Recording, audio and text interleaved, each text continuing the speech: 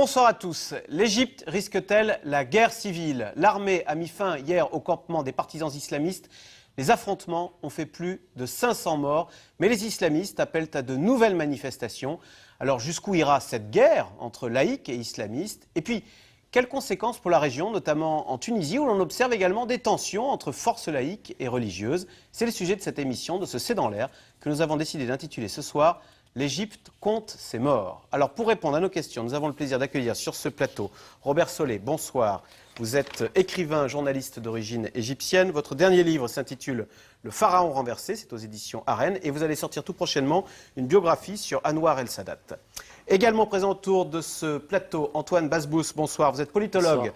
Directeur de l'Observatoire des pays arabes, auteur de Tsunami arabe aux éditions Fayard. Également présente Najat Mizouni, bonsoir. Vous êtes professeur de droit public à l'université Paris 8. Vous avez été candidate à la constituante tunisienne, ainsi que secrétaire générale adjointe de la très influente Union générale tunisienne du travail. Et puis enfin, nous accueillons Jean Maher. Vous êtes président de l'organisation franco-égyptienne pour les droits de l'homme, représentant en France de l'Association des Coptes d'Europe. Alors, première question, 525 morts, c'est le dernier bilan officiel. Pourquoi une telle violence, Robert Solé? Est-ce que ça ne vous a pas étonné, ce déchaînement de violence qui fait la une du monde entier là? Oui, un déchaînement de violence qui ne correspond pas à l'image qu'on avait de l'Égypte. Qu'on avait de l'Égypte jusqu'à il y a 3 ans. C'était un pays paisible, un pays de tourisme, le pays des pharaons, le pays de sable, d'eau. Et là, on a un pays urbain, jeune, bouillonnant, avec plein de qualités et plein de défauts et de la violence. Alors c'est stupéfiant. Moi, je pense que ce qui est arrivé n'est pas seulement la conséquence du renversement du président Morsi, il y a quelques jours, il y a un mois. Ce n'est pas seulement la conséquence de toutes les folies et toutes les trahisons qui ont été commises depuis la chute de Moubarak il y a 2 ans et demi. Je pense que c'est la conséquence de toutes les fautes, de toutes les difficultés, de tous les problèmes non résolus qu'a connu l'Égypte depuis 60 ans. Non, mais sur ce qu'on a vu, on ne comprend pas comment une police, comment l'armée, pour s'emparer de 2 places où il y a des manifestants, eh bien ça se termine par plus de 500 morts. Ça paraît un bilan épouvantable. Alors, 500 morts sur ces 2 places, on ne va pas discuter des chiffres, je ne pense pas qu'il y ait eu 500 morts. Les islamistes disent qu'il y en a eu 2600. Oui, dans toute l'Égypte. Oui. Enfin, nous parlons de... Écoutez, non, indépendamement du nombre de morts. Ils étaient armés, les islamistes? Ils les attendaient? Qu'est-ce qui s'est passé pour qu'il y ait eu 525 morts? D'abord, la police égyptienne est brutale et ce n'est pas nouveau. Avant les islamistes, d'autres en ont été victimes, de jeunes révolutionnaires, des Coptes. Bon. Là, cette fois-ci, ils avaient affaire à des gens nombreux, déterminés, souvent armés. Tout ça, ça demande à être précisé et ça demande une enquête indépendante. Il y avait des femmes, des enfants, c'est très compliqué. C'était annoncé, prévu. La police égyptienne ne fait pas dans la dentelle. Qu'est-ce qui s'est passé en face ? Qu'est-ce qui a été fait de l'autre côté? On ne le sait pas exactement. Toujours est-il que c'est dramatique. Jean Maher, ils étaient plusieurs dizaines de milliers de manifestants, je crois, à défier le pouvoir et à vouloir le retour du président Morsi. Certains étaient prêts à mourir, étaient là. Moi, je ne quitterai pas la place. Tant pis, je mourrai, mais comment, pour essayer de comprendre ce bilan de 525 places, la détermination, ils étaient prêts jusqu'au suicide? Il y a des gens, et on trouve ça sur les vidéos sur Internet, qui se sont suicidés en frappant leurs collègues, c'est-à-dire des membres des frères musulmans. Il y a eu plusieurs morts des frères musulmans qui ont été tués par les frères musulmans pour accuser ensuite le pouvoir en place en disant « vous les avez tués ». Bon, on ne va pas parler de combien dans ce cas-là, mais il y a ce cas-là. Les frères musulmans sont, dans leur sit-in, étaient déterminés à amener le chaos dans le pays. Et ils le sont encore. Donc, quand on parle de police qui sont violents, je pense que la police a quand même usé beaucoup de patience. Et ils ont utilisé, je dirais presque, ils ont essayé de respecter les règles internationales de comment disperser les sit-ins. Ils ont plusieurs jours de négociations en demandant aux gens de partir. en utilisant les moyens les plus pacifiques et pouvoir négocier avec eux, mais ce sont les têtes de décision des frères musulmans qui ont tenu à tout refuser. Ils ont refusé les négociations locales, nationales, ils ont refusé l'intervention et les médiations internationales, européennes et américaines et tout ce que vous voulez, parce qu'ils sont déterminés à mettre le chaos dans le pays. Et je pense qu'au niveau de la violence, il y a des gens, des frères musulmans, qui ont interdit les membres, c'était aussi sur les vidéos, ils ont dit que si les gens partent, qu'on les tue.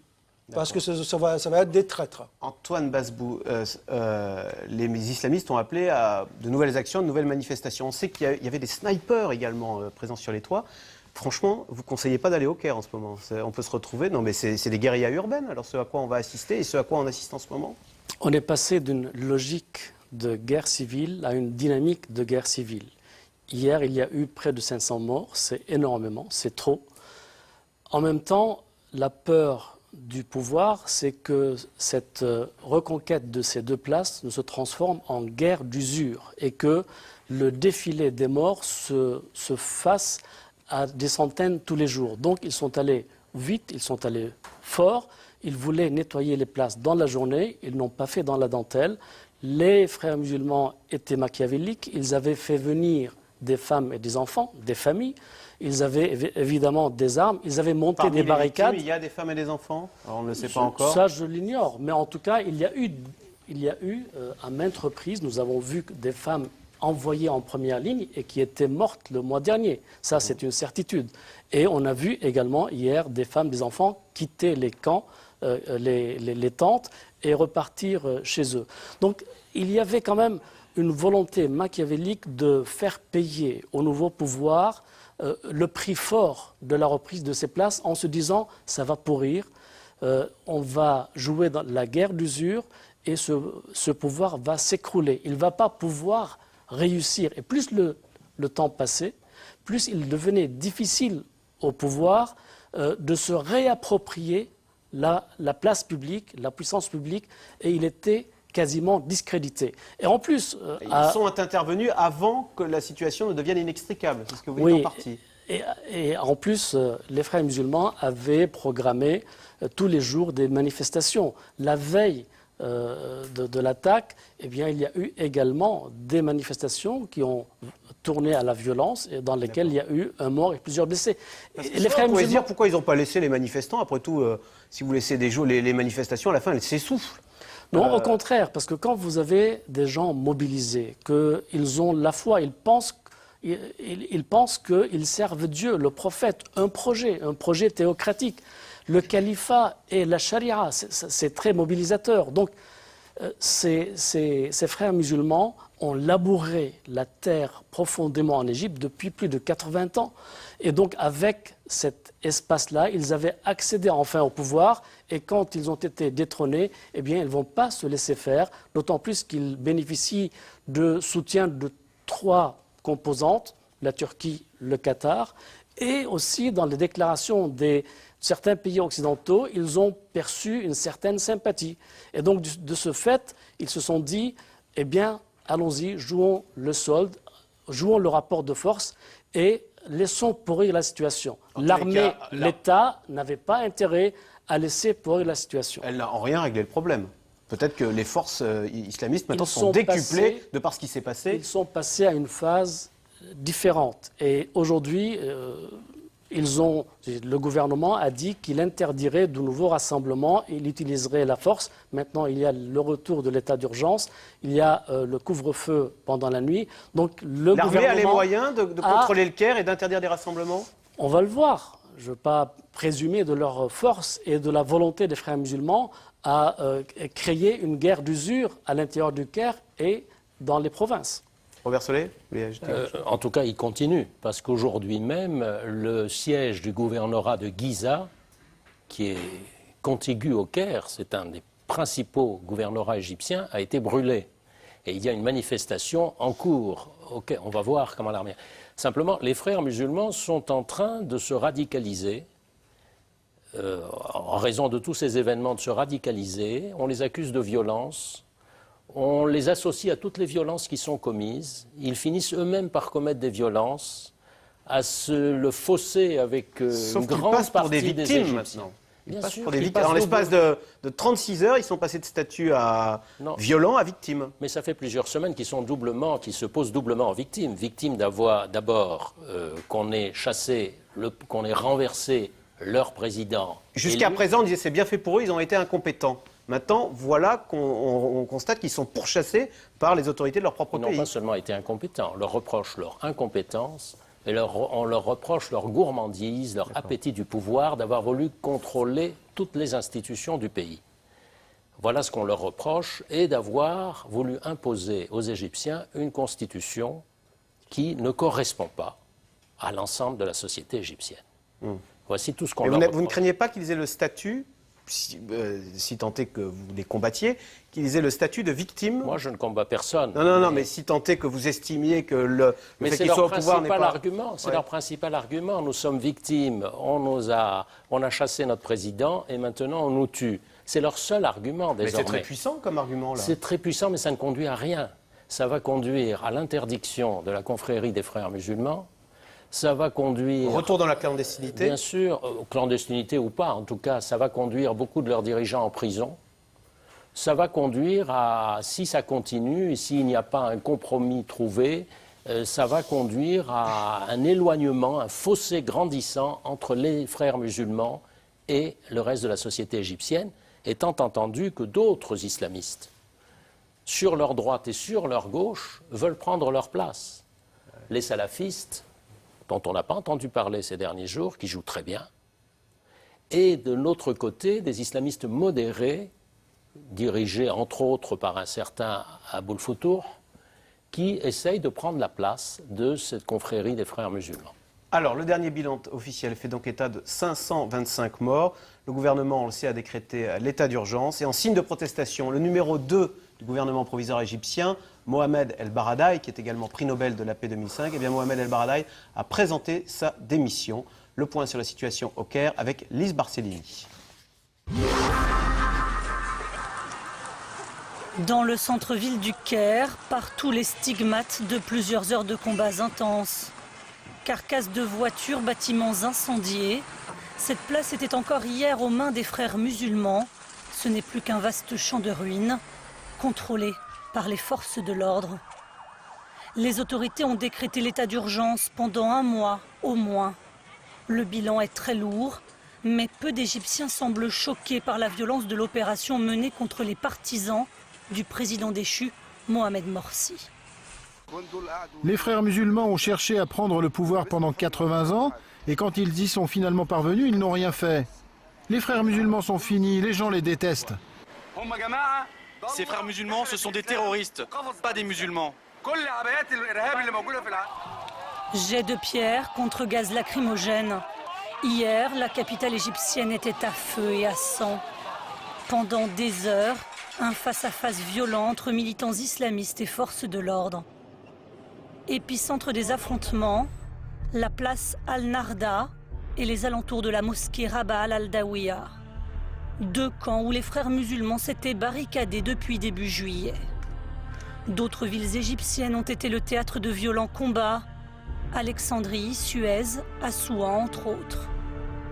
Au Caire, l'assaut des forces de l'ordre contre les sit-ins des pro-Morsi n'était pas une surprise, mais son extrême violence, si. Bulldozers blindés, hélicoptères et même snipers, les policiers tirant à balles réelles. De son côté, l'armée a pris soin de diffuser ces images.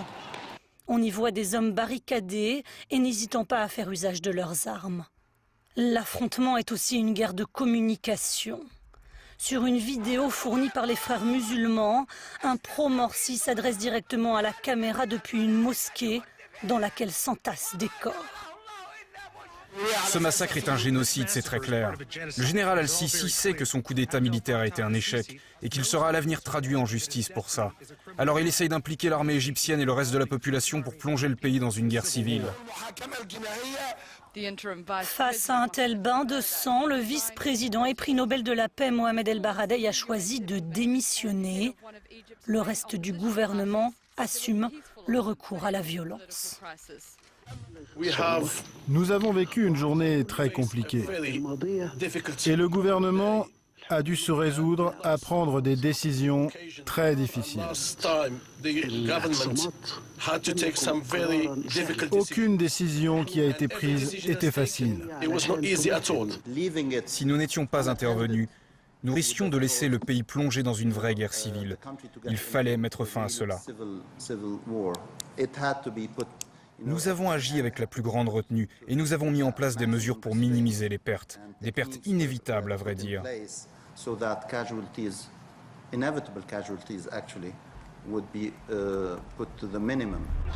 Dans tout le pays, les frères musulmans restent aujourd'hui mobilisés et appellent à de nouvelles manifestations. Certains se disent prêts à mourir en martyrs.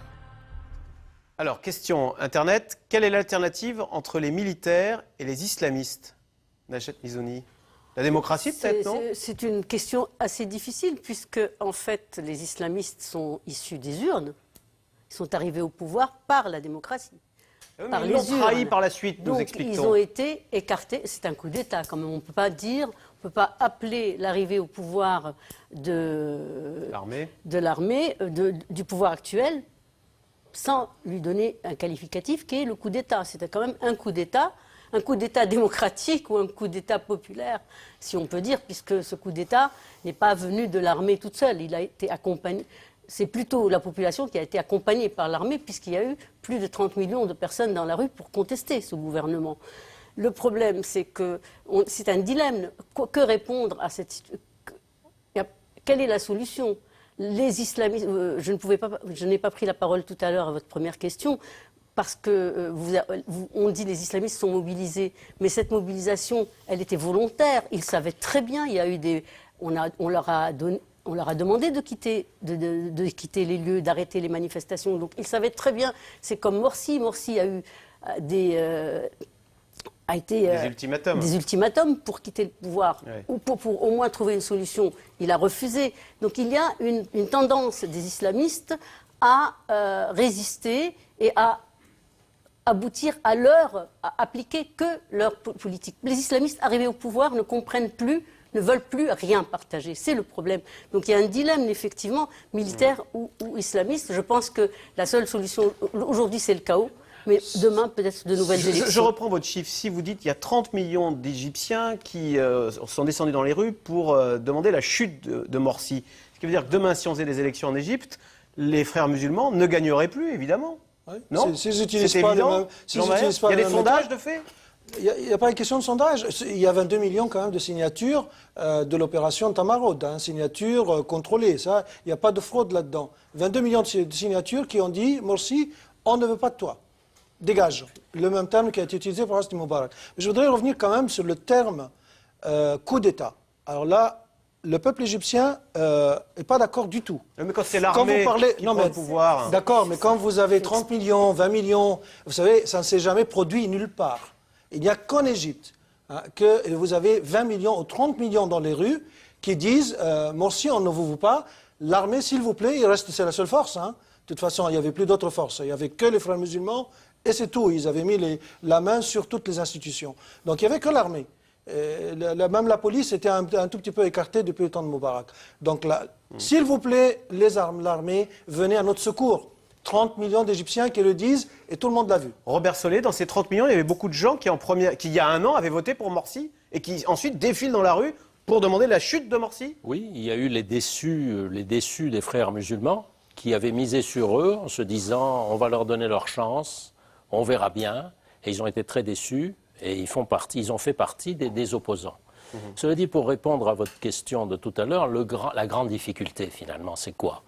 C'est que les gens qui se réclament de la légitimité démocratique, c'est-à-dire aujourd'hui en Égypte les frères musulmans, en disant nous avions un président élu démocratiquement, vous avez interrompu un processus démocratique, ces gens-là ne sont pas perçus comme des démocrates et ne se sont pas comportés comme des démocrates. Et c'est ça tout le problème.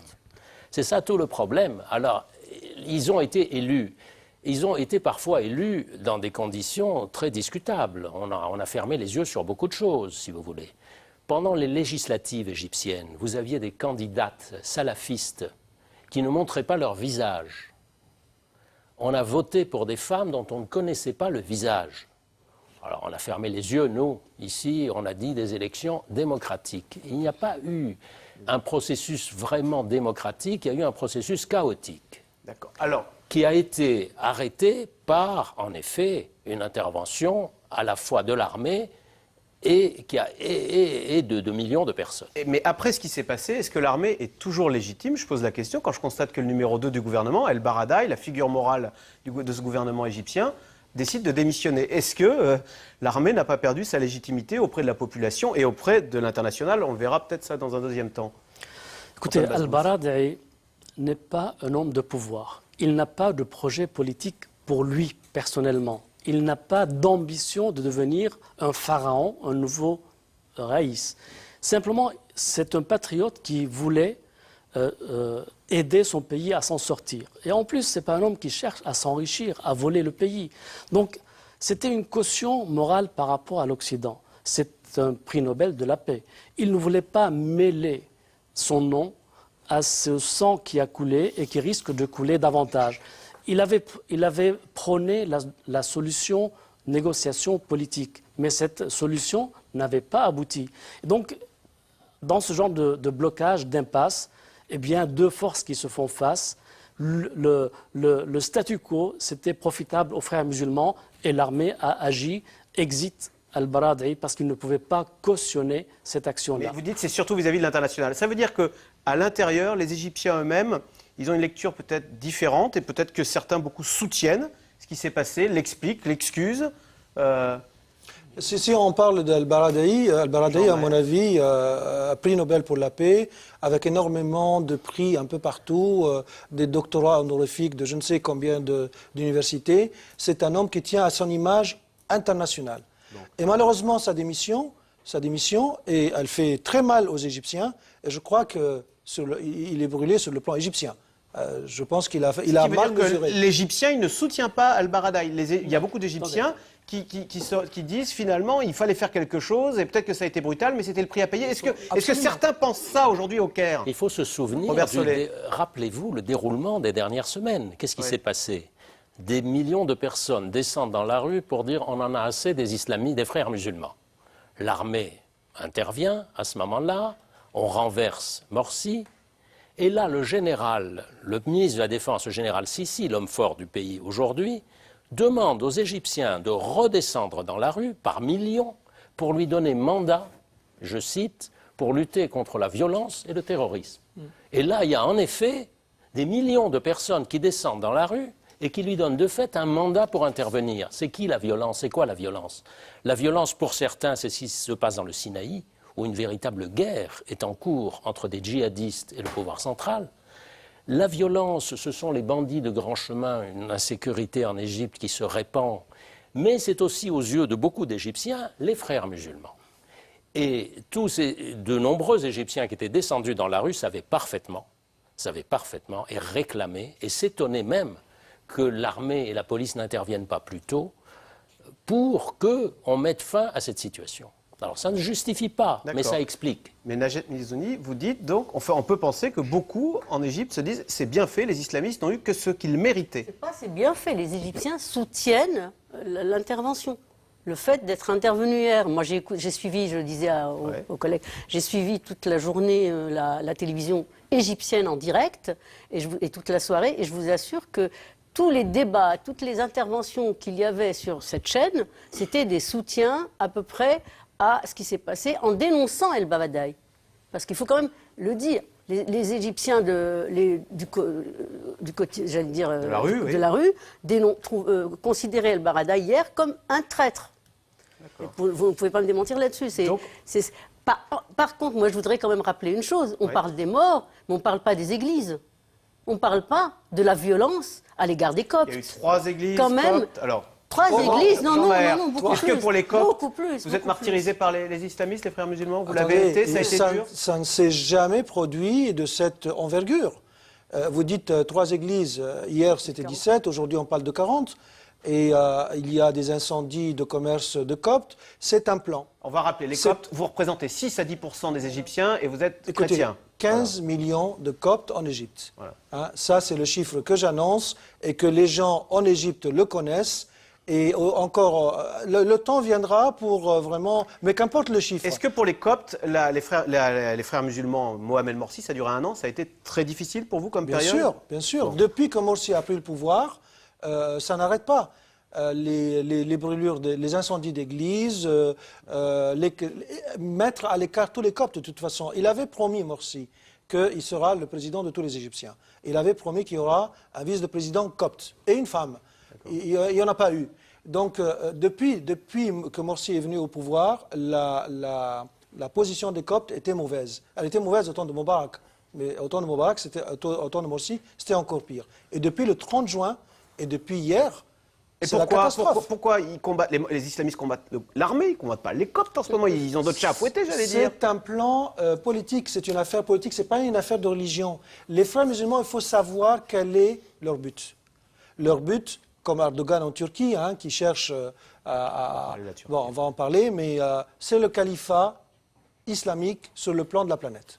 Si l'Occident ne comprend pas ça, toutes les actions qu'il mène, et que ce soit aux États-Unis, en Europe ou même en France, quand on voit toutes les déclarations qui sortent... Mais pourquoi ce regain de violence ces jours-ci contre les Coptes? Parce que c'est un jeu facile.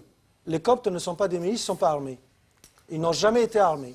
Donc c'est un jeu politique, on attaque la partie la plus facile, en pensant encore creuser plus de fossés entre les musulmans et les chrétiens. Mais qu'est-ce qui se passe quand vous regardez aujourd'hui? Eh bien, ce sont des musulmans qui viennent à la protection des églises. Les églises sont entourées des musulmans pour les protéger. Les monastères également. Donc les frères musulmans, ils se trompent. Les vrais musulmans, voilà ce qu'ils ont vis-à-vis des chrétiens et des Coptes. Vous apportez la preuve que c'est une minorité, donc ces islamistes? Les islamistes sont une minorité avec un plan stratégique et qui est un plan politique. Je pense quand même que les auteurs, il ne faut pas attribuer aux frères musulmans toutes les violences qui sont commises, notamment contre les Coptes. Ce n'est pas sérieux. Il y a en Égypte les frères musulmans, il y a d'autres groupes islamistes, souvent issus d'ailleurs des frères musulmans. Les frères musulmans ont enfanté toutes sortes de mouvements dans le monde, et en Égypte aussi, qui sont plus radicaux. Ça date de 1920, les frères musulmans. 1928. Voilà. Ils ont enfanté des groupes ils ont enfanté jusqu'à Al-Qaïda, si vous voulez, c'est la matrice de l'islamisme violent, l'islamisme moderne. C'était le premier parti d'islam politique, enfin on peut dire? On peut dire chez les sunnites, en tout cas, à l'époque moderne, en 1928, les frères musulmans. Ils avaient renoncé à la violence. Ils ont enfanté des groupes plus violents qu'eux, qui existent toujours et qui commettent des violences. On ne peut pas attribuer aux frères musulmans toutes les violences qui sont commises. Alors justement, est-ce qu'en écartant les frères musulmans du pouvoir, en les pourchassant sur les places, etc., on ne va pas les renvoyer à la clandestinité et donc à une lutte armée plus violente finalement? Ils sont en train de se radicaliser indiscutablement et ils sont en train de commettre des violences. Bien sûr. Alors qu'ils n'avaient pas intérêt à le faire tant qu'ils étaient au pouvoir.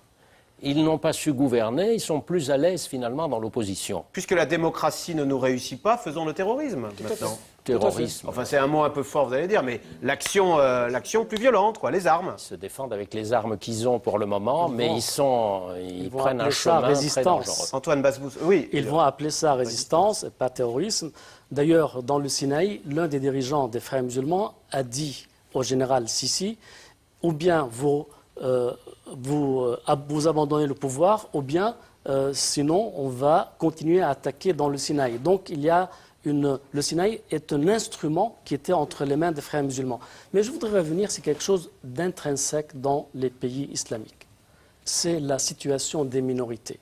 Nous avons parlé des Coptes d'Égypte, mais regardez les sunnites en Iran, les chiites en Arabie, les Kurdes en Syrie, en Irak, en Turquie, les chrétiens dans le monde arabe, les Kabyles en Afrique du Nord. Pourquoi le monde musulman maltraite ces minorités? Pourquoi, par exemple, en Égypte, moi je ne veux pas rentrer dans, comment dirais-je, les gentillesses qu'on fait à la télévision, mais pourquoi dans la famille, à l'école, à la mosquée en Égypte, on n'apprend pas aux enfants le respect des Coptes? Quand on brûle une église, on va s'embrasser, dire non, non, nous sommes des frères, ainsi de suite. Mais le lendemain, ça continue dans le foyer, à l'école et à la mosquée. Il y a un problème intrinsèque au monde musulman, le respect des minorités. Il faudrait que les intellectuels musulmans nous expliquent. De l'Iran jusqu'à la Turquie, en passant par l'Égypte, toutes les minorités sont maltraitées. Et alors, vous avez une explication ou pas? Je pense que c'est une affaire de culture et qu'il va falloir un jour prendre le taureau par les cornes et dire changeons l'éducation de nos enfants pour créer une génération qui respecte les minorités, qu'elles soient musulmanes, qu'elles soient ethniques. En Inde, en Chine, les minorités sont... Écoutez, les Kurdes, quand même, ce sont les héritiers de Saladin. Et finalement, ils sont musulmans. Pourquoi les Syriens et les Irakiens les ont autant maltraités jusque-là? Il faut dire quand même que depuis pourquoi les Turcs 150 aussi ans en Égypte, pardon de vous couper, mais depuis 150 ans en Égypte, ce n'était pas le cas. Ça fait, même au temps de Nasser, Moubarak, c'était... au temps de Sadat, Moubarak, il a joué un mauvais jeu parce qu'il a justement laissé la société entre les mains de ses frères musulmans. Et les frères musulmans, comme pour eux, c'est le djihad et le Coran qui est leur constitution, c'est eux qui ont mis dans la société la culture de haine. Ça a démarré dans les fins des années 70 et ils ont continué. Et le crime de Moubarak, c'est qu'il a laissé la société entre les mains de ces gens. Et ces gens-là qui ont créé la culture de haine. Donc le peuple égyptien de nature n'est pas anti-chrétien ou anti-autre religion. Et là, cette culture de haine, il faut qu'elle stoppe. Et elle vient d'origine des frères musulmans. Alors, oui, Robert Solé, un mot, et ensuite on va au sujet. Non, mais je pense que ce qu'on dit est quand même, on touche à des choses essentielles, si vous voulez. C'est que, au-delà de tous les événements actuels, si vous voulez, on a des sociétés malades. Des sociétés malades d'injustice, de pauvreté, de corruption qui va avec. Parfois malades de démographie. Le pays comme l'Égypte a vu sa population quadrupler en 60 ans. Et ça explique beaucoup de choses. On s'en prend en minorité. Ce sont des sociétés malades, et là je rejoins ce qu'on disait, malades de religion. La religion a envahi l'espace public. Dans un pays comme l'Égypte, au temps de Nasser, vous étiez une personne respectable si vous affirmiez des idées socialistes, anti-impérialistes, nationalistes. C'était une forme de respectabilité. Aujourd'hui, la respectabilité est liée à la religion. Pour être respectable, on se sent obligé d'avoir un comportement religieux, avec toute l'hypocrisie que ça suppose, etc. Cette religion a envahi l'espace public. Ces sociétés sont malades d'excès de religion mal placés. Et je pense que ça c'est très important. Très intéressant. Alors, en tous les cas, Barack Obama a réagi cet après-midi officiellement. Le président américain a condamné fermement ces violences. De même, François Hollande, ce matin, a interrompu ses vacances à la lanterne pour convoquer l'ambassadeur d'Égypte. Mais les plus remontés, ce sont les Turcs. Le président turc redoute que l'Égypte, enfin c'est ce qu'il affirme en tous les cas, que l'Égypte ne tombe dans une guerre civile comparable à ce qui se passe actuellement en Syrie. C'est un sujet de Barbara Steck. Il y a quelques minutes, le président Obama condamnait fermement la situation en Égypte et les violences de la veille. Rarement de la part des États-Unis, les critiques n'auront été aussi fortes envers le gouvernement et les forces de sécurité égyptiens. Pourtant, un allié de taille pour les Américains qui lui versent chaque année une aide militaire de 1,3 milliard de dollars et avec qui il réalise des entraînements militaires. Mais Barack Obama vient de l'annoncer, les choses vont changer. Nous maintenons notre soutien à l'Égypte et à son peuple. Malgré le fait que nous voulons maintenir une relation privilégiée avec l'Égypte, notre coopération habituelle ne peut continuer comme si de rien n'était, lorsque des civils sont tués dans les rues et que les droits régressent. En conséquence, ce matin, nous avons prévenu le gouvernement égyptien que nous annulions notre manœuvre militaire commune qui était prévue pour le mois prochain et que nous réalisons tous les 2 ans. De plus, j'ai demandé à la sécurité nationale de tenir compte des événements actuels pour la suite de nos relations. Jusqu'à présent, le secrétaire d'État John Kerry avait plusieurs fois exprimé son soutien à l'armée égyptienne.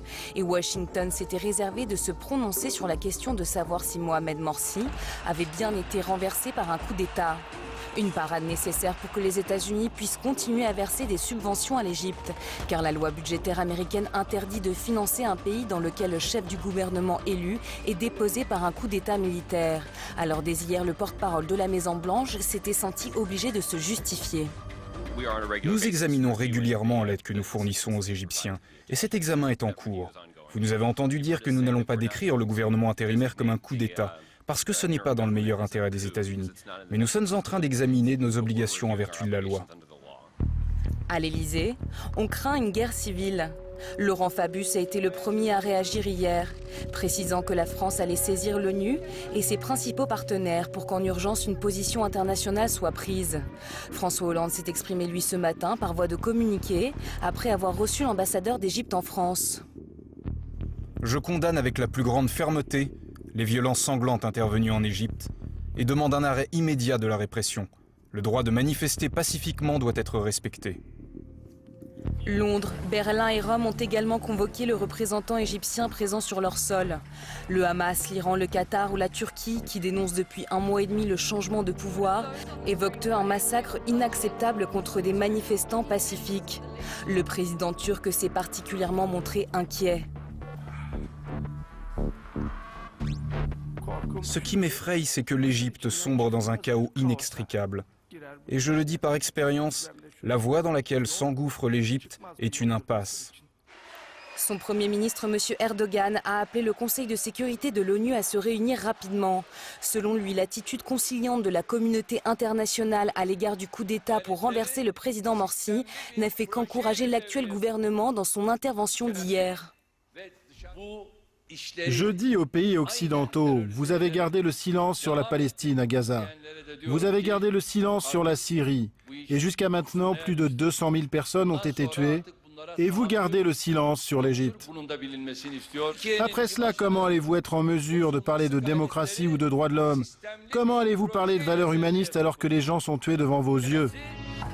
Pour le moment, le secrétaire général de l'ONU, Ban Ki-moon, a condamné dans les termes les plus fermes les violences. Et une enquête a été demandée aujourd'hui par le haut-commissaire de l'ONU, en charge des droits de l'homme, sur les agissements des forces de sécurité en Égypte dans les affrontements d'hier. Alors, question Internet. Qui arme les manifestants?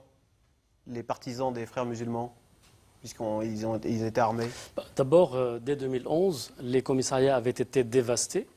Et ils avaient récupéré beaucoup d'armes. Ensuite, après la chute de Kadhafi, beaucoup d'armes libyennes ont transité par l'Égypte pour aller notamment à Gaza et par le Sinaï.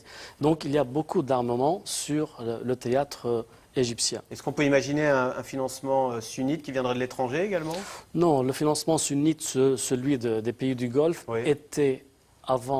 venait du Qatar au profit des frères musulmans. Et aujourd'hui, c'est l'Arabie, les Émirats unis et le Koweït qui financent le nouveau pouvoir. Et de façon très généreuse, en une journée, ils ont mis sur la table 12 milliards de dollars.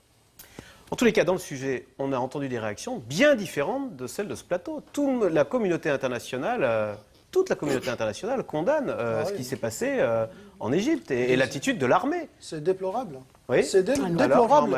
L'Occident, permettez-moi, je prends la parole, mais bon, Erdogan, de toute façon, il avait le rêve d'être le policier de la région. Hein, donc, il était pro-Morsi, lui? Et il était pro-Morsi. D'accord. Il était pro-Morsi, mais il avait aussi sa propre ambition que la Turquie prenne le rôle et que ce soit vraiment le contrôleur un peu de la région du Moyen-Orient. Bon, Hollande... il a également cette envie de revivre l'Empire ottoman. N'oublions pas que l'Empire ottoman et que les frères musulmans, c'est la réaction de la fin de l'Empire ottoman en Turquie.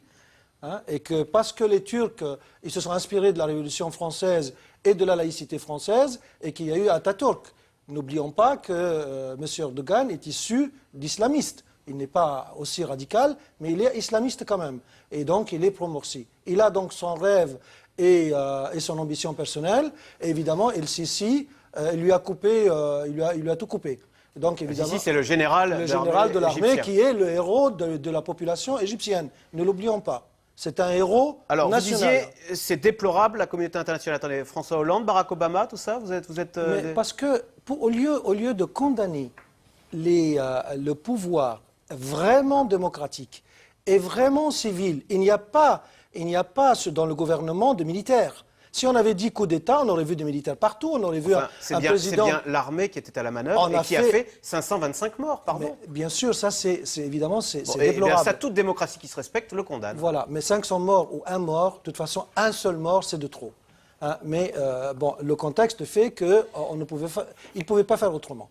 Mais ce que fait l'Occident, ce que fait l'administration Obama, ce que fait Ashton, l'Union européenne, ce que fait François Hollande avec sa déclaration, c'est que tout simplement on est en train de dire l'Égypte elle est gouvernée par des terroristes. Alors c'est exactement l'inverse qu'il fallait faire. Disons qu'il y a peut-être un moyen différent que de faire 500 morts. Ouais. En tous les cas, est-ce qu'on peut penser, Robert Solé, pour rebondir un petit peu sur Jean Maher, qu'il y a peut-être un double discours, notamment de la part des Américains, qui condamnent l'armée, mais sans appeler à la destitution, au retour de Morsi, vous voyez. Barack Obama aurait pu demander ça. Oui, parce que moi je trouve que la réaction de Barack Obama est très modérée. Qu'est-ce qu'il a dit? Il a dit nous allons suspendre des manœuvres militaires communes avec l'armée égyptienne. Vous vous rendez compte la peine que ça va faire aux Égyptiens? C'est quoi, c'était un show C'est rien du tout. Il n'a rien dit là. Il n'a rien dit. Donc c'est pour la forme. Il n'a rien dit. L'Égypte est un pion essentiel dans la région pour les États-Unis. Ils ne vont pas s'amuser à se couper de l'Égypte. L'aide américaine, ce n'est pas un chèque qu'on fait, ce n'est pas un chèque d'1,3 milliard tous les ans. L'aide américaine est une chose extrêmement complexe, qui s'étale sur des mois. Ce sont des matériels militaires, c'est une coopération. Il n'est pas question de supprimer tout ça. Il n'est pas question, mais ils sont obligés. Les États-Unis sont obligés. Et aujourd'hui, les États-Unis se trouvent attaqués de tous les côtés en Égypte. Ils sont attaqués par les frères musulmans qui leur reprochent justement de ne pas les défendre. Et ils sont attaqués par les autres qui leur reprochent de condamner le rôle du nouveau pouvoir de l'armée, etc. Ça, c'est pour les États-Unis. Même si, attendez, encore un mot sur les États-Unis, on a eu l'impression, à un moment, que Barack Obama soutenait Morsi. Mais on a eu... Il y a 6 mois, 1 an. Bien sûr, parce qu'ils avaient joué la carte des militaires et des islamistes, en pensant que les militaires et les islamistes allaient se mettre d'accord. Les États-Unis ont un souci, c'est la paix dans la région. La paix israélo-égyptienne qui existe, comme vous savez, depuis 1979. Ils ont soutenu financièrement l'Égypte parce qu'elle a fait la paix avec Israël. Et ils veulent absolument maintenir, c'est ça leur souci. C'est ça leur souci, il n'y en a pas d'autres. Enfin, il n'y en a pas d'autres, bien sûr qu'il y en a d'autres, mais c'est le souci principal. On parlait de Hollande, mais Hollande, qu'est-ce qu'il peut dire? Il joue son rôle. Alors il dit qu'il faut supprimer l'état d'urgence. Évidemment, c'est une plaisanterie. L'Égypte est dans un état d'urgence, elle est dans un état de catastrophe même. Et tout le monde sait que l'état d'urgence ne sera pas levé parce que M. Hollande, même Rachida Dati l'a demandé aujourd'hui. Rachida Dati a demandé la pardon, levée. Mais vu de l'extérieur, on se dit, voilà, qu'a-t-on l'état d'urgence? On a l'état d'urgence en Égypte, on a un général aux commandes. Finalement, on est revenu à Moubarak, quoi, non? Oui, tout à fait. On est revenu à... Il y a le risque, moi, ce qui me fait peur, ce que je crains, c'est que les millions d'Égyptiens qui ont cru à l'armée aujourd'hui se retrouvent avec un retour à la situation de Moubarak. L'état d'urgence, on rappelle ce que c'est. Pas l'état d'urgence seulement, le pouvoir même. L'état d'urgence, vous nous rappelez ce que c'est, Antoine Basbouze? C'est-à-dire que c'est les militaires qui ont le droit de vous arrêter, de vous emprisonner, sans jugement civil. L'état d'urgence, c'est une loi. C'est une loi fourre-tout qui date de 1958, qui a été appliquée en Égypte pendant 31 ans, après l'assassinat de Sadat, qui a été supprimée en 2012 pour être rétablie pendant 1 mois sous Morsi, d'ailleurs, parce qu'il y avait eu de graves incidents à Suez. C'est un fourre-tout dans lequel le pouvoir peut prendre ce qu'il veut, interdire les manifestations non autorisées, il peut arrêter des gens sans mandat, il peut les détenir, il peut tout faire. Simplement, l'état d'urgence, ça dépend comment on l'applique. Il n'a jamais cessé en Égypte, l'état d'urgence. Alors, est-ce qu'on a fait la place Tahrir pour ça, quoi? Mais non, c'est très décevant. C'est-à-dire que 2 ans et demi après la chute de Moubarak, il y a je parlais de trahison de cette révolution, il y a d'énormes désillusions, bien sûr. Les gens qui sont descendus dans la rue ne cessent d'avoir le sentiment d'être trahis Et ils ont eu au départ le sentiment d'être trahis par les frères musulmans, par l'armée, par tout le monde. Alors la Révolution française n'a pas accouché d'une démocratie parfaite en 2 ans. Il a fallu attendre un siècle, quasiment. Justement, c'est un tsunami qu'ont connu les pays arabes en 2011. Et un tsunami, ça appelle des répliques. Et aujourd'hui, nous sommes dans le temps des répliques. Il ne faut pas rêver. Ce n'est pas une révolution, ce n'est pas un printemps. C'est un tsunami avec des répliques. Et il y en aura d'autres. Parce que ce qu'ont gagné les peuples, c'est quoi? C'est de pouvoir descendre dans la rue, de protester, de manifester. Ce qu'ils ont gagné, c'est de pouvoir s'associer, c'est de pouvoir parler haut et fort et de pouvoir renverser des régimes et qui pensaient être établis. Je peux ajouter quelque chose à ce que dit Antoine Wasbous, simplement parce qu'on parlait de l'Occident, des réactions de l'Occident. L'Occident est très embarrassé. Pourquoi? Parce qu'il a ses principes et il a ses valeurs. Les principes, c'est la démocratie, les urnes. Les urnes, en Égypte, en Tunisie, des islamistes, de façon discutable, enfin, gagnent les élections. Les urnes, on s'attache aux urnes. Le problème, c'est qu'on a nos principes, il y a des valeurs aussi. Les valeurs, par exemple, l'égalité homme-femme, que ces mêmes islamistes ne défendent pas. Et on est partagé entre les deux choses, si vous voulez. Et l'Occident a des réactions très hypocrites, parce que, justement, il ne souhaite pas que les islamistes soient à la tête des pays arabes. Au fond. Du retour. Et quand je dis les gouvernements, c'est aussi tout le monde. Il faut être honnête. Finalement, les conseilleurs ne sont pas les payeurs. Les Occidentaux peuvent parler, mais ils ne sont pas aux manettes pour pouvoir gérer le chaos égyptien. Donc c'est facile, c'est un rôle facile que de faire des propositions et des suggestions. Mais en même temps, un seul mot sur le dictionnaire. Nous avons les mêmes mots, démocratie, qui ne disent pas exactement la même chose en Égypte ou aux États-Unis. La démocratie en Égypte peut permettre, par exemple, à des muftis de sortir des fatwas en disant « si vous ne votez pas pour tel candidat salafiste, vous irez en enfer ». Dans un pays où il y a plus du tiers de la population d'analphabètes, est-ce que c'est de la démocratie, ça?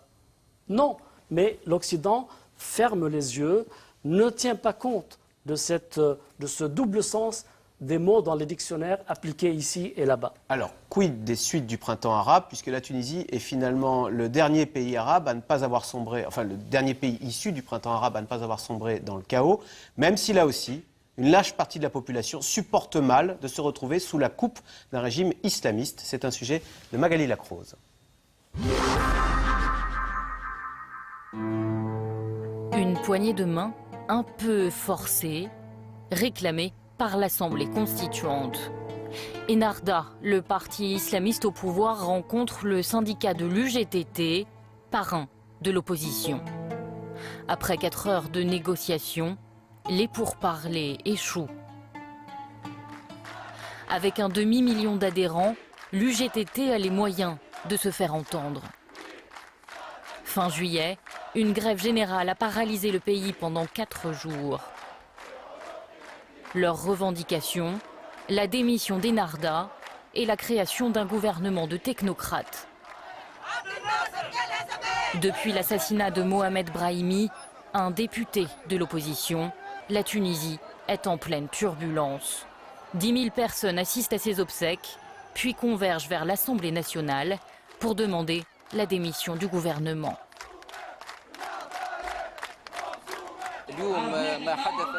Ce crime horrible va provoquer beaucoup de problèmes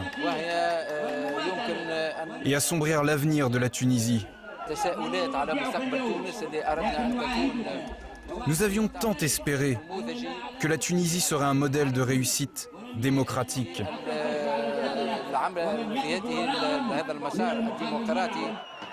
Chaque semaine, les manifestations s'enchaînent. La Tunisie reprend les airs de son printemps arabe. Ce soir-là, ils sont au moins 50 000 à Tunis. Ils accusent Ennahda d'être à l'origine du meurtre du député. Inlassablement, ils réclament toujours et encore le départ d'un gouvernement jugé trop conservateur. C'est le peuple tunisien qui proteste contre les pratiques d'Ennahda et contre ce gouvernement de corrompus et aussi contre cette politique d'assassinat. Je veux que ce régime tombe parce qu'il nous asphyxie littéralement. On n'en peut plus. Je pensais que mon pays s'améliorerait. Je pensais qu'il deviendrait meilleur. Avec cette révolution, je pensais que tout irait mieux, mais nous avons sombré. Mais Ennahda a de nombreux fidèles. Partout, des contre-manifestations s'organisent. Nous soutenons le parti au pouvoir, parce qu'il est celui qui est légitime, ainsi que le gouvernement. Contrairement à ses voisins du printemps arabe, la Tunisie n'a pas encore basculé dans la violence. Alors pour tenter de préserver la paix civile, le président Moncef Marzouki en appelle à un gouvernement d'union nationale, immédiatement rejeté par l'opposition. Depuis leur révolution, les pays du printemps arabe ont tous hérité d'une économie minée. La Tunisie n'y a pas échappé, elle s'enfonce dans une crise économique sans précédent. Plus de 2 ans après sa révolution, l'activité touristique a chuté de près de 30%. Les hôtels sont désertés par les vacanciers et les investisseurs fuient la région. Alors, question Internet. Ce qui se passe en Égypte peut-il se produire en Tunisie? Najat Mizouni. Non, pour la simple raison que nous n'avons pas d'armée. Nous n'avons pas une armée aussi politique que l'armée égyptienne. L'armée égyptienne est une armée politique jusqu'à la moelle. Ce n'est pas le cas de l'armée tunisienne, qui est une armée professionnelle et républicaine. Alors, est-ce que le peuple peut, sans l'armée, être en mesure de faire tomber le gouvernement Ennahda, issu d'Ennahda? Je ne le crois pas, pour la simple raison que vous avez, dans votre petit reportage, montré une pièce essentielle dans la politique tunisienne, c'est la centrale syndicale. Le rôle de la centrale syndicale, d'ailleurs, on dit souvent... Dont vous êtes une ancienne? Une ancienne dirigeante et militante surtout. Voilà. Et on dit chez nous, l'Égypte a El Azhar et nous avons l'UGTT. Alors qui réclame un gouvernement d'union nationale. Vous compreniez la place de l'UGTT qui, elle, aujourd'hui avec l'UTICA, qui est le MEDEF tunisien, la Ligue des droits de l'homme, le Conseil de l'ordre des avocats, réclame le départ, la démission du gouvernement et non pas la dissolution de l'ANC. Car c'est constitué après l'assassinat de notre député Mohamed Brahmi, le 25 juillet, qui est le 56e anniversaire de la République. Il y a un double symbole dans l'assassinat de Brahmi. C'est l'assassinat de la République, quelque part, puisque c'était le jour un jour anniversaire. Et puis, c'était un élu de Sidi Bouzid, ville d'où est partie la Révolution. Et troisième symbole, c'est que c'était un musulman.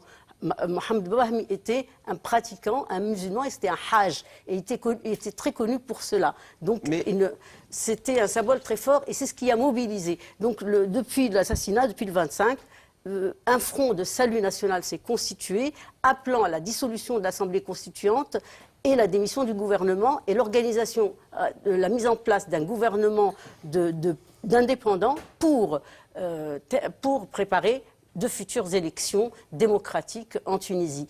De même qu'on demande aussi la composition d'une instance composée de membres de l'Assemblée nationale et d'experts pour parachever la Constitution qui n'est toujours pas rédigée. Et donc, il y a deux positions. La position du Front de salut national est un peu fragilisée par la position de la centrale syndicale qui est contre la dissolution. Sauf que votre président, pour comparer avec l'Égypte, ça n'était pas Morsi. Alors, est-ce que je me trompe? Vous allez me dire si je me trompe. Mais le président tunisien, Moncef Marzouki, donne l'impression d'être plus modéré, justement de tenir à distance les islamistes et pas non plus de tendre la main aux démocrates, mais d'avoir une position plus modérée. Et le mois dernier, François Hollande est allé en Tunisie. Est-ce que ce n'était pas aussi comme donner son approbation à ce gouvernement? Alors je vous renvoie... ce gouvernement islamiste modéré, vous voyez. Je n'ai pas le temps de vous...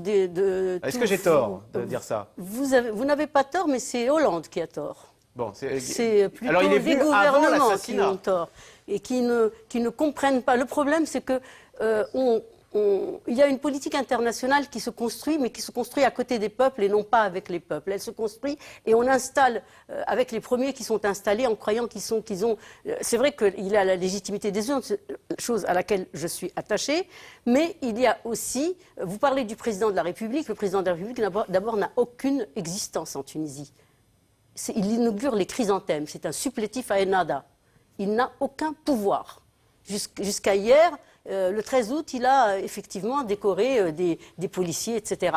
Mais il n'a aucun pouvoir, d'une part. D'autre part, il n'est pas aussi, comment dirais-je, modéré que vous le croyez. C'est le CPR qui a créé les LPR. Le CPR, c'est le Congrès pour la République, qui est le parti de M.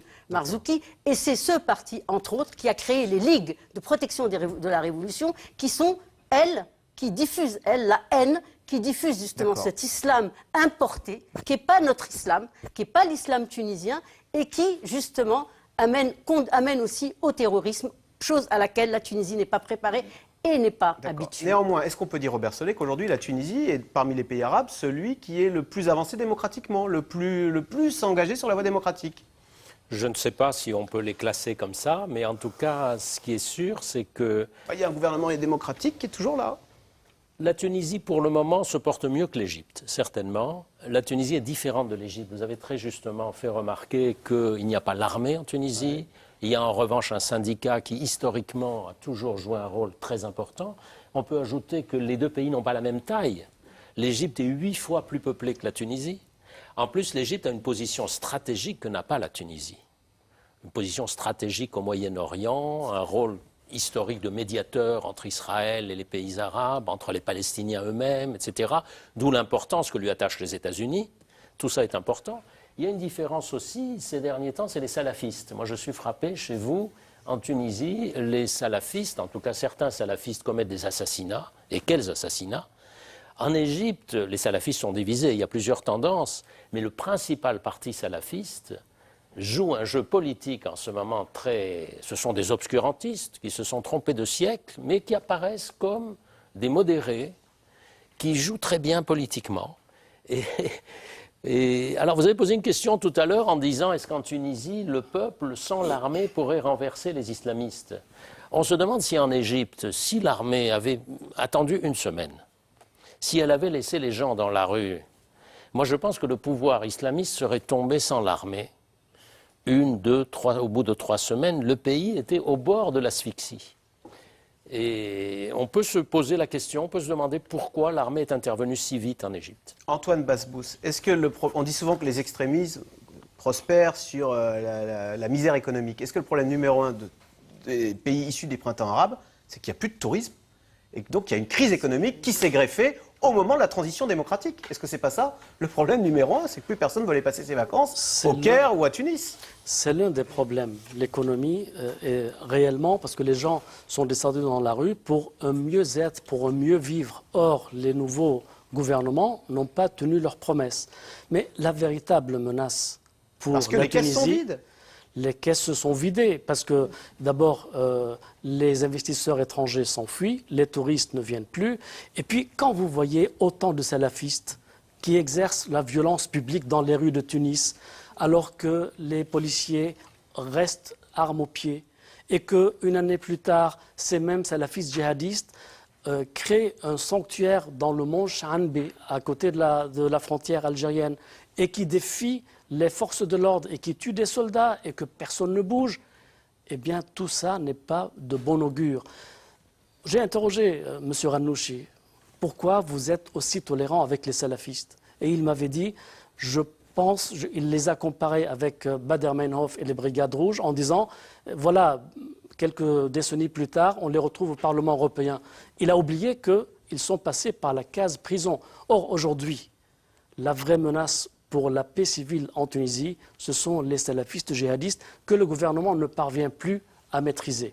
Il y a peut-être quelque chose d'intéressant qui est en train de se poindre au sein d'Ennahda. Il y a deux tendances.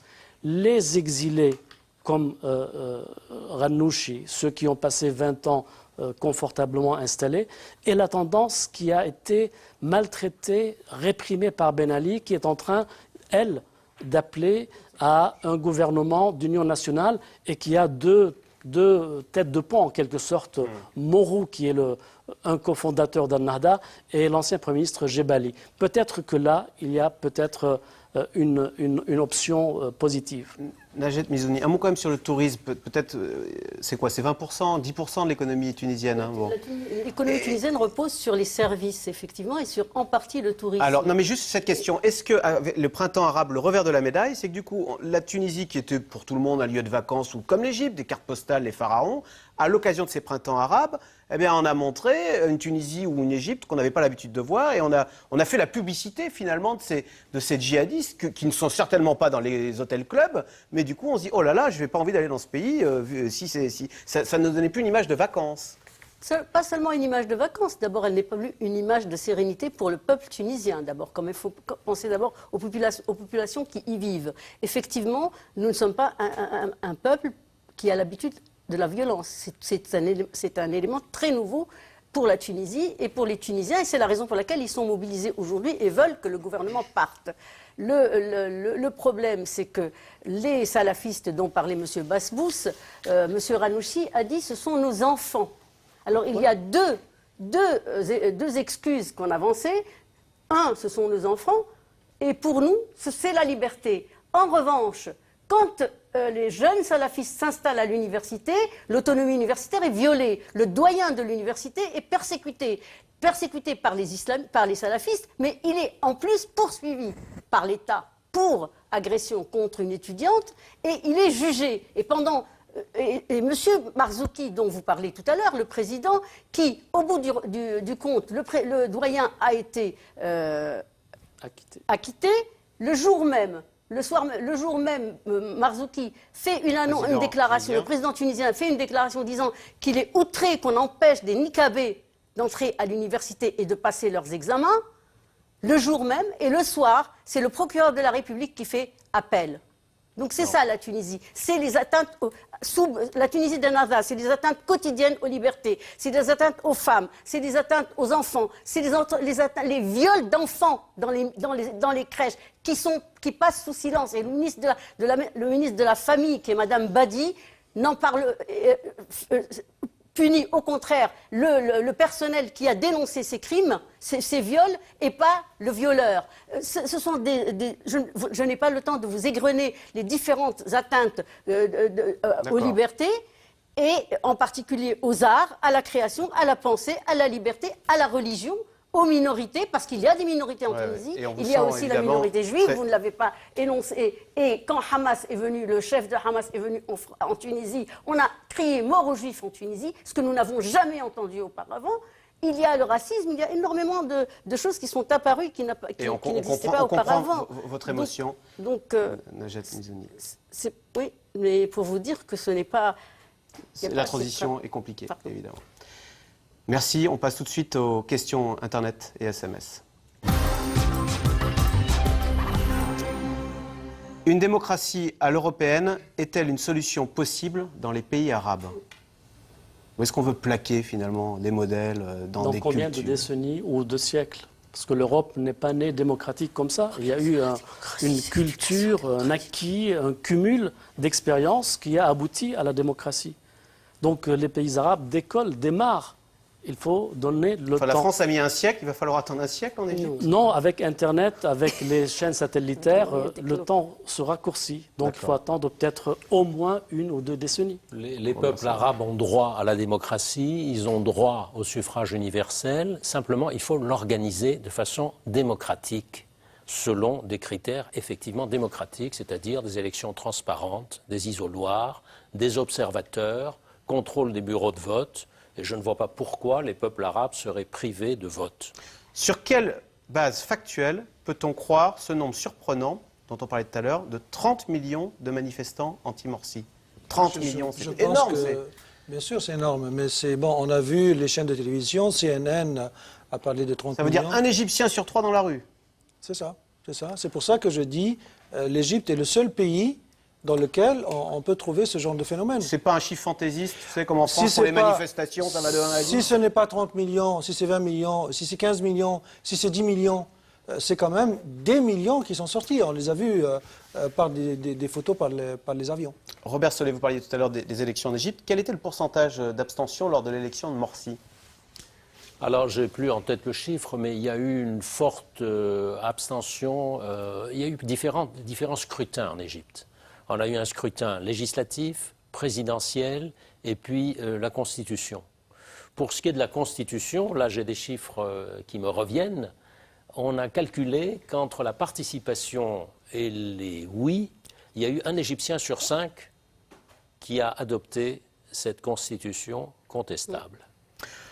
Oui, donc c'est très faible. En France, les amoureux de la démocratie se laisseraient-ils imposer une religion?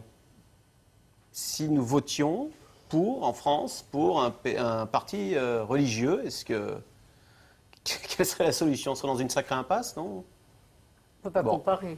On va comparer. On ne peut pas comparer tout simplement parce qu'il n'y a pas d'éducation à la citoyenneté dans nos pays. Malheureusement, on n'a pas connu la démocratie. Et ça ne se décrète pas, une démocratie. Une démocratie nécessite une éducation à la citoyenneté, nécessite aussi une implication réelle et du temps. Tous les acquis de la révolution de janvier 2011 sont-ils perdus? Ou est-ce qu'il en reste quelque chose quand même? Est-ce qu'il y a quelque chose qui a été acquis après Tahrir?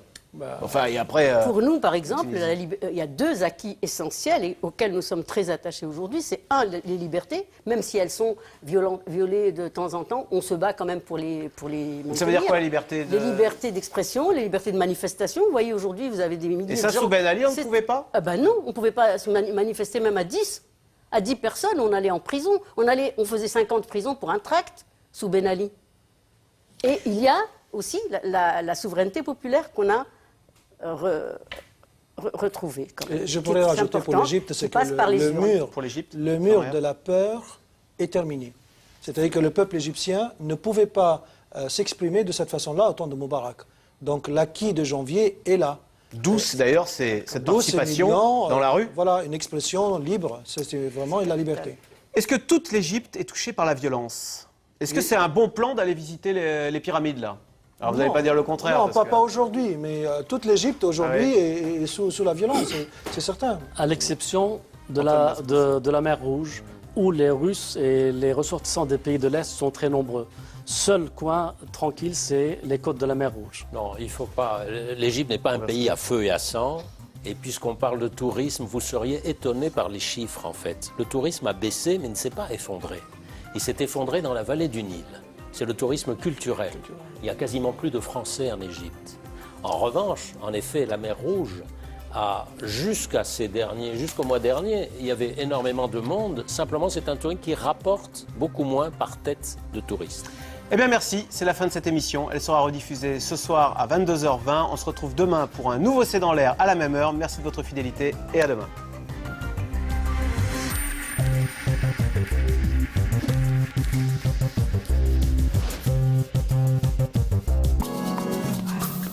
Pour toutes vos questions sur l'actu, C'est dans l'air sur France5.fr.